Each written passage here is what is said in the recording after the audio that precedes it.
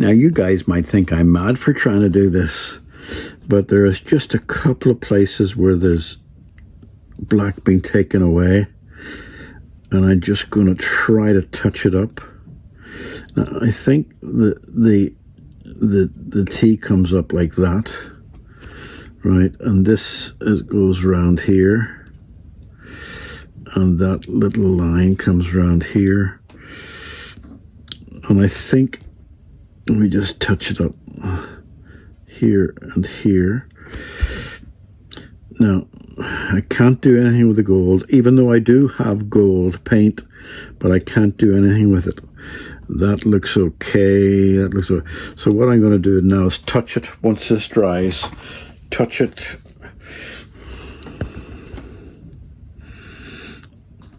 Is that bulging? I'm going to touch it with a little drop of... let me just see if I can do this. Or am I being too optimistic? There's a little bit here. Foreign. Well, the actual letters of foreign are all over the place, so it's not bad. Okay. There's nothing I can do about the gold, unfortunately. But I think I've gone as far. You have to know when to put the pen down. And I'm putting the pen down. So I'm going to pause now while I get the lacquer prepared. Okay, what I'm using is this, I don't think you can see it, crystal clear lacquer for a hard exterior finish.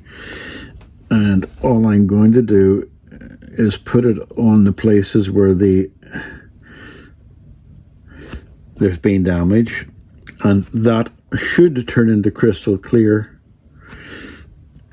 and vanish, but protect that area from any further damage. Right, it looks bulgy, but that's okay. It looks bulgy, but I don't mind. Any other places that I see that might need it, I'm going to put a drop there because there's a bulge, and it just protect that bulge. And I'm going to put a little drop on the bulge there, which will probably make it stand out more, but it's be protected. And I see another little bulge there. That's just putting a little coat of lacquer on it. Now I'm going to put a coat of lacquer on the gold there that's wearing away, or the silver I should say, that's wearing away, just to try to stop that from getting any worse. It shouldn't sit up, it should sit smooth. And I might just try, I think I might be going too far, but I might just try putting a little bit of lacquer over that bit that I did. Let me just take a bit of that off. And take a little bit of the other off too. Right, so hopefully that will dry into a pure clear. And while I'm doing it, can you see up there? Yeah, going to put a little bit of lacquer there just to stop that getting any worse. It shouldn't sit in a bulge, it will dry down. And I don't think there's anything else there that I want to touch. No, there's nothing there that I want to touch, not even at the head. Maybe there. This is just preventative. There's nothing special about trying to hide it or anything like that there. It's all part of the patina. Just take some of that off. And a little bit more of that off. Okay, that's perfect. And a little bit of that off. And hopefully that'll all... Right, that's enough playing. You got to know when to stop, and that'll dry up. And I couldn't spray the whole thing because it would just peel off soon. Hopefully that is adhering to the places that have loose. Okay, I'll come back to you when I think what I'm going to do next. Well, it's Friday, the 18th of August, and we're now at a standstill until we get the pickup back. That one's in position but not wired yet. The switches are all set up. The pick guard's not installed because I got to put the pickups in, but everything's ready to rock and roll. But this is now going away until such times. You see we've got everything back together again. The neck's all sitting lovely. This is all polished up. There's an awful lot of, there's nearly, see, for this here and this here and the thing below and all the screws and all the bolts, they've all had to be polished and shined. That took nearly 3 hours to do all those things. So it's going away at the moment. I'm going to take that off and put it in the box because it'll fall off when I go to hang up the guitar. But it's been polished. I have 2 screws in just to hold the pick guard, so I'm safe to turn it around. It's been polished, it's nice and shiny, and everything's looking good. So we just wait now for the pickup to come back. Now, I have just finished soldering the repaired pickup in, and I haven't even tested it yet, and I don't know why I should be worried, but I'm pretty sure it's going to work. But let's just try it and see. Ooh, no noises. Where's my tuning fork? Let's do it properly. Right, okay. Ooh, love it, love it. Love it. It's actually very close.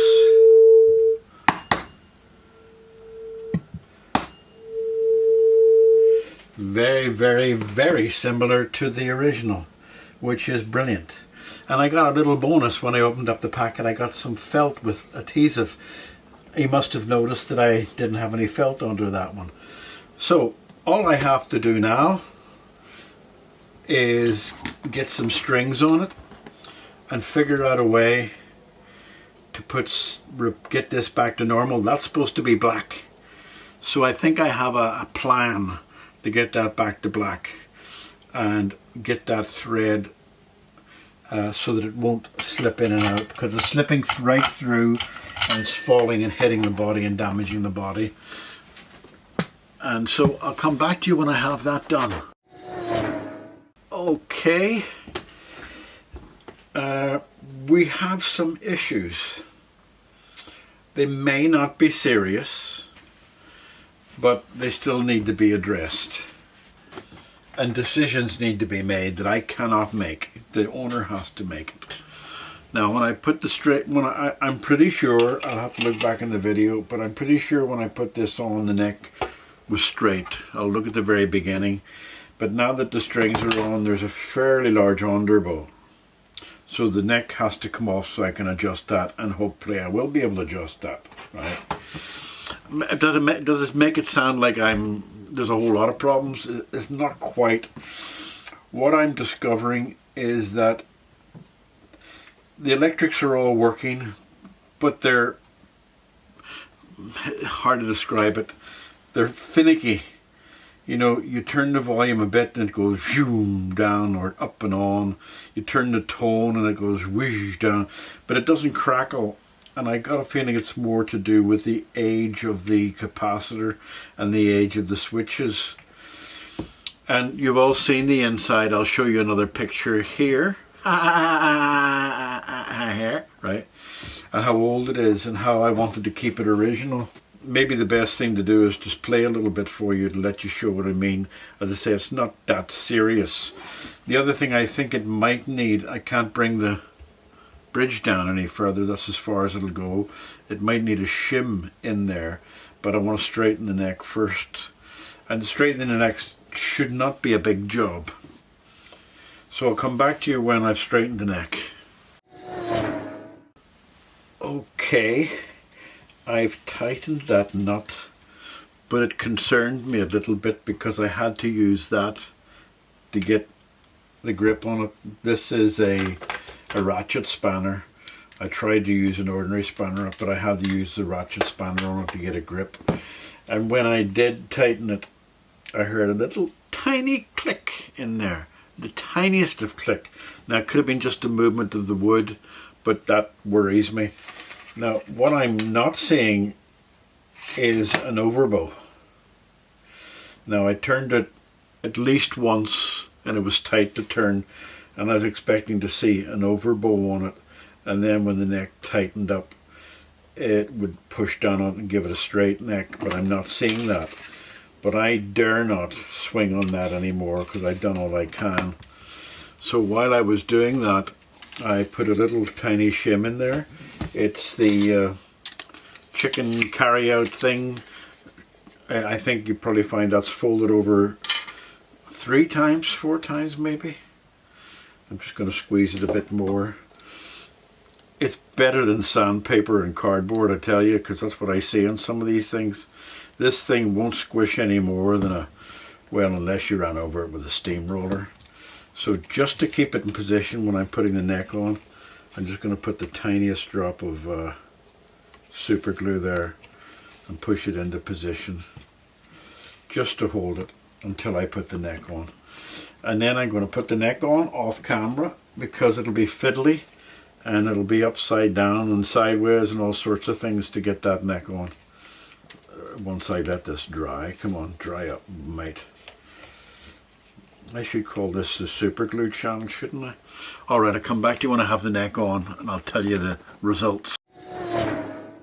I should point out that these screw holes I'm a little bit uncomfortable with, so I'm going to put a little piece of bamboo in there just to well, they go down. Sorry, wrong screw holes. These screw holes I'm a little bit uncomfortable with. I do that. I almost do that every time. So what I'm going to do is put a little bit of just to give me that little bit more. I may have done that earlier, but because I've taken the neck off again, I just want it to be a little bit firmer. So that's fine. And the wood, it's pretty old wood and it might be softer than it should be, but you never know. So that's all I'm going to do is just cheap toothpicks again, and then I'll put the neck on and I'll come back to you. Has you stayed? It has stayed. Okay. Well, so far I can tell you that the shim has done its job. Now I need to raise the bridge a little bit, and I can't tell you yet about the neck. Everything looks to be fine. I'm just going to tighten the strings up and see what we got. So we'll do that now.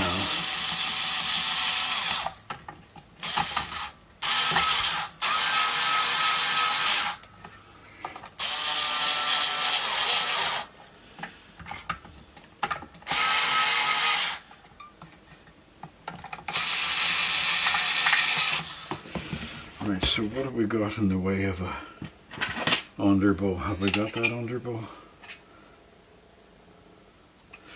Well, I tell you what I'm not going to do. I'm not going to guess. I'm going to tune it quickly up to roughly up to tune. I'll skip this fast forward because I only want to see if the neck has stayed straight. Right, that's close enough to tuning to let me see the tension of the strings that do the tension to the strings of the neck.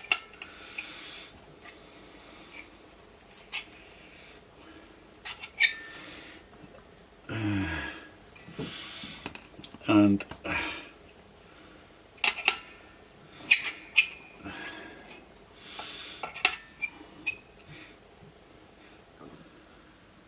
sorry to be playing the drama queen here, but I really want to check, and I haven't got the right.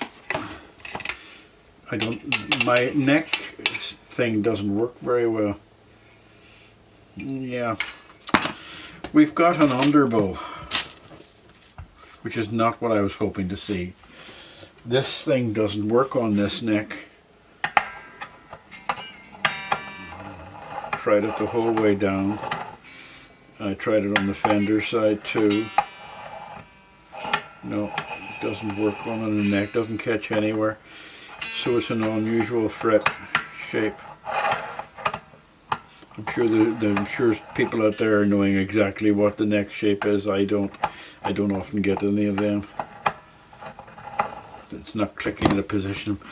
But what is a little bit disappointing is that there's still a bit of an, you know, I would find that underbow acceptable, right? Except for I tightened that so much that you would expect it not to have an underbow. But that underbow is very acceptable, and I think if we don't go mad with it, it'll be okay. But I would have liked to have seen a dead straight neck just to prove that that truss rod is working. Maybe I could have swung on it more, but when I heard that little in there, I thought, oh gee, no, I'm not going any further with that. So I sound disappointed, but I'm not really. It's actually pretty good. If you look down there, you can see the action's far too low at the moment, but it's going to get better because I have lots of room now to adjust it. But you can see that the underbow is not going to affect it that much. It just that I'm a scaredy pants. I don't want to pull the truss rod. I don't want to damage the truss rod. So I think that's good. And maybe I'm over dramatizing it. I think it's good now. It's okay. All right. Now the next thing to do, get this into tune and play it a bit and let you hear the idiosyncrasies of this. By the way, I also wanted to bring the strings down closer to the pickups because the pickups are almost identical in sound. Actually, I couldn't tell the difference between the two pickups, but they're quieter than I would like. Both of them are quieter, and that may be because something to do with the design, because I know that the pickup Chappie did the winding exactly as the other winding, so I'm not suggesting that he did anything. I think he did a wonderful job. It's just the pickups are quiet. And could the pickups be quiet because of the old capacitor? Remember there was resistors in there too? I must look back and see. Okay, I'm going to look back and see, get this guitar tuned and then play you a couple of little twiddly diddly dees. I was playing a couple of Rolling Stones things on this today, you know, I see a red door and down, down, down, down. Lovely guitar to play, and I particularly like this because my hand rests on that, you know. All right, okay, later. Now here she is in all her glory, or his glory, Futurama II. Action is excellent. Fingerboard looks great. The guitar is looking lovely and shiny. It's got a few chips, but I'm not going to fix them because that's part of the aging process. A little bit there. You pay for that kind of wear and tear. Now it has its issues. And this may not be the last of the video, depending on what the owner says. But the wiring is not good in this. The fact that there's been resistors put in line, I think it's causing a problem with the volumes because both pickups are very low volumes. You look at the way I've got the switching.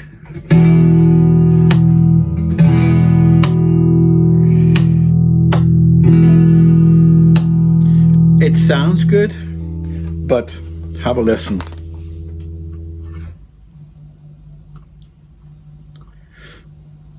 Something's not right in there that's causing a little earth issue. Also, if you look at the tone and the volumes, that's a volume, that's a volume, and that's a volume, and that's the single tone. They're in weird positions to get the best sound. Let me just show you. The potentiometers are extremely sensitive.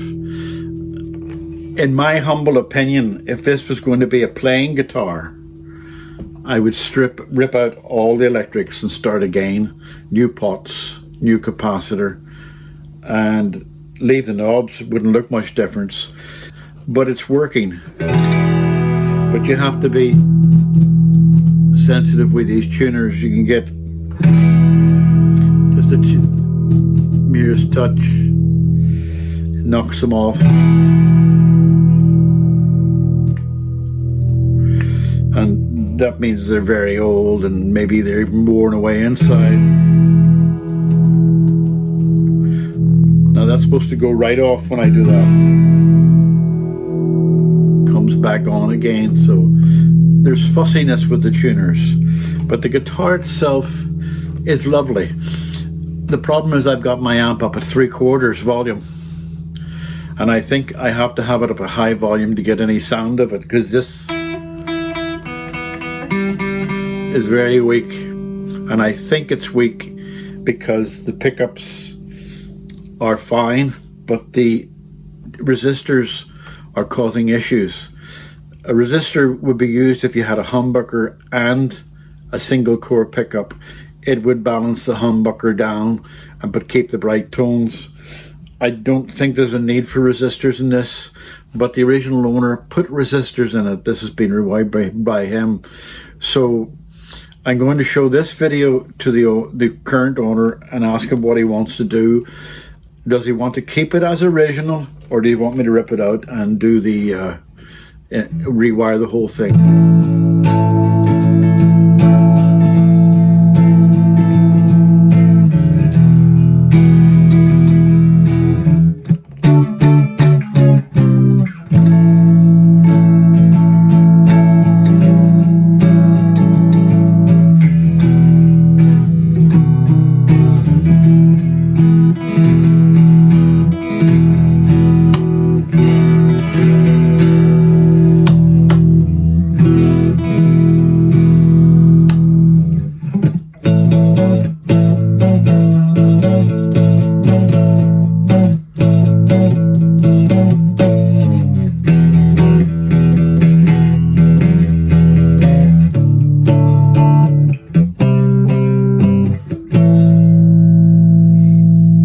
Now, I haven't shown you the trem arm yet.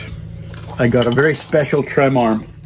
This is one that's been especially made for people who use a trem arm a lot.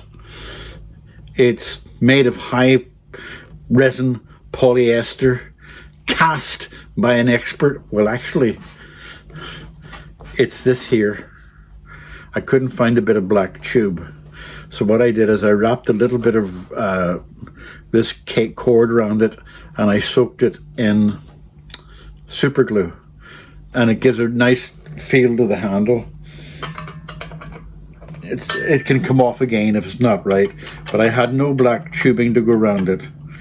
Now, I don't recommend, that's Georgie girl playing with a box on the ground, I don't recommend this being used.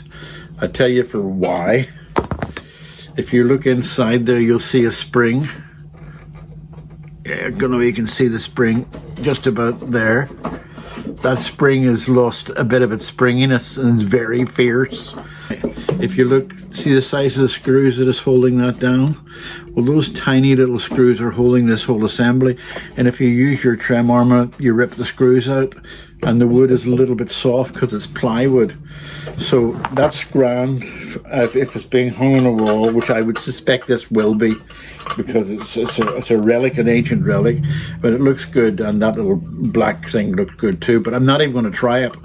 I did try it, and the screws started to rip out, and I have filled those screw holes with tight bond and wood, and it still was starting to rip out, so I don't recommend it.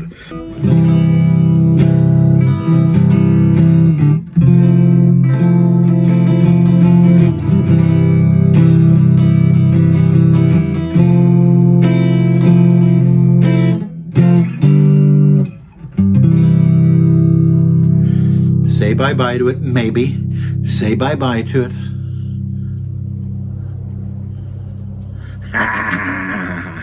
Bye-bye.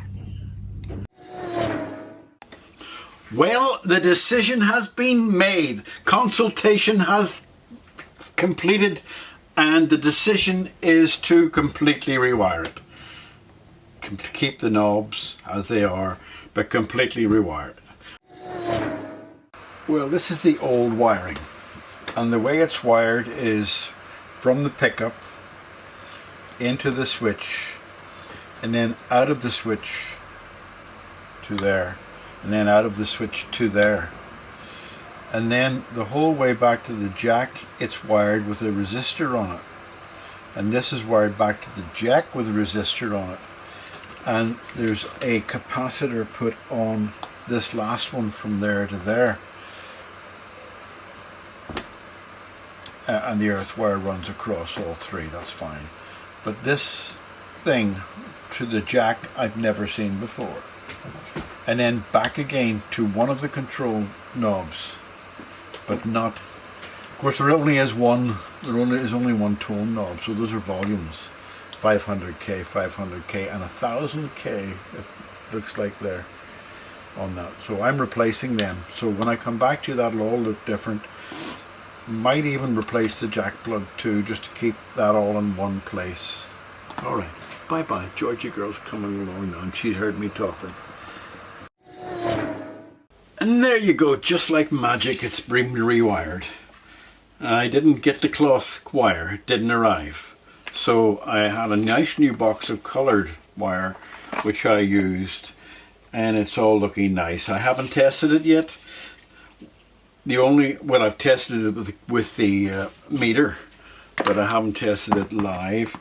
The only thing I'm not good at is testing the tone pots, because unless the strings are on I can't tell the difference, and that's because I have a hearing loss of probably about 40%, so the top end I don't hear. So I could tap away with a screwdriver for 10 years and I wouldn't hear anything. But I'll put this back together and then come back to you when I'm testing it. Right, I roughly tuned her without the amp on, and now I'm going to switch it on and pray. Let's just see. Oh, no, excellent, excellent, excellent.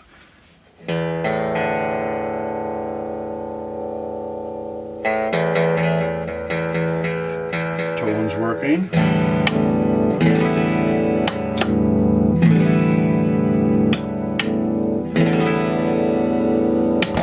Let me just test something here. I had to move the switches around because one of the copper rods broke on it.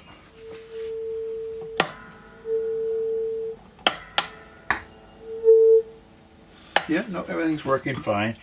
What I do notice is because of this switching system, you hear the volume, it's back down to a quarter now, it's much louder.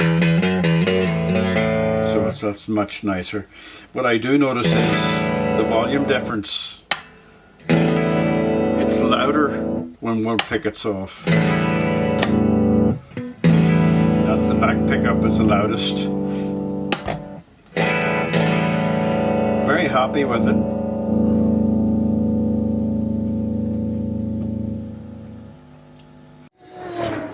Okay, there she goes. You've seen her before, but now she's ready to rock and roll.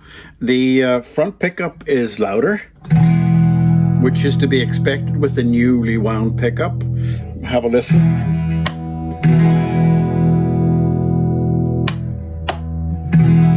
That's the front pickup. That's the back pickup. That's the both of them on together. This is the era of Dwayne Eddy. That's a lovely sound, isn't it?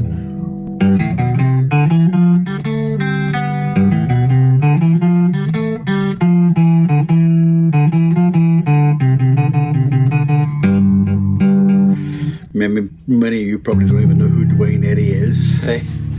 But it's a lovely sounding guitar and it's working well and everything now. It was a right decision to change the electrics because it plays now and it's a joy to play.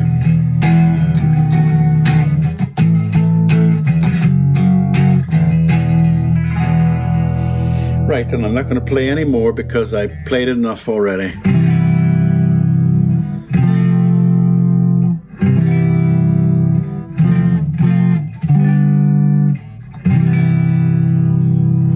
Going back to Daddy. Bye-bye. Well, I have to tell you there's something very special about the guitar community. People seem to stay friends for years. I got 3 emails in and I'm going to read you a portion of them about George Williamson. George is the one with the arrow pointing down at him. This one's from Ricky. This is the original picture I sent earlier, and the other was a shot of the Adair Recreation Club, which is a social club for the giant ICI explosives factory. There's also a cutting from the Multon Hotel Kilbirnie, Ayrshire, now long gone. Quite funny to note the band was called the Tombstone Epitaph. George was a huge Clapton fan and was into the 60s blues explosion stuff. Yardbird, John Mayall's Blues Breakers, Peter Green, Fleetwood Mac, etc. So I imagine that's what the band were playing. George lived in a small village called Glenmarnock, which is right next to the small town of Kilbirnie in the northern part of Ayrshire, about 25 miles south of Glasgow. I'm from this area too, and the places are familiar to me. He worked for the NHS in Glasgow, and so did I. And that's how we got to meet. Like many areas in Scotland and the north of England, there was lots of industry, and for social clubs, rec clubs, dances, all the famous bands of the day would go on tour around these far-flung villages and towns. Local bands would be drafted in as cheap support, so there's plenty of opportunity for gigs. Sadly, as the industry went in the 80s, so did the employment. Therefore, any affluence and subsequently the music venues faded away. I know Jerry and the Pacemakers played Walker Hall, but not sure if the Beatles ever did in the early days. They were label mates, and Brian Epstein was manager of both, so who knows? Ricky. The other email I got was from a friend, a band member in this group, and he is the one on the right. He's also playing a Futurama by the look of it. Actually, they all look like they're playing Futuramas. Hello Austin, I was sent your YouTube video by a friend from school days who was in the same crowd of friends as George and myself. As you will no doubt know, in the early 60s everybody wanted to play guitar, and George was no exception. However, he was different, as it seemed to come so easily to him, right from the word go. He was a natural, he could play everything after listening a couple of times. We had a few brilliant years playing in the clubs, pubs, Friday night dances around Ayrshire and Renfrewshire, but never made it to the big time. We really had too many other interests, and when some of us went to university, our priorities moved on and we eventually broke up. George still continued playing and was an inspiration to many other players. He bought a few guitars over the years, including a Stratocaster, a Martin and a Flyd SP, F-Y-L-D-E SP, but the Futurama was never far away. He had an enormous vinyl collection and also went to every worthwhile pop concert.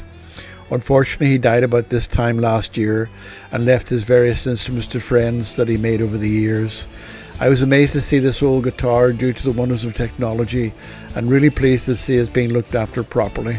I have been in touch with some of the remaining old crowd, and apparently there's some photographs around, so if they turn up and feature the guitar, I will send them on. Best regards, Bill Martin, the one on the right and the only one still alive. And another one here from Davey Ray. Hi Austin, absolutely love part 1 of the Futurama video, can't wait for part 2.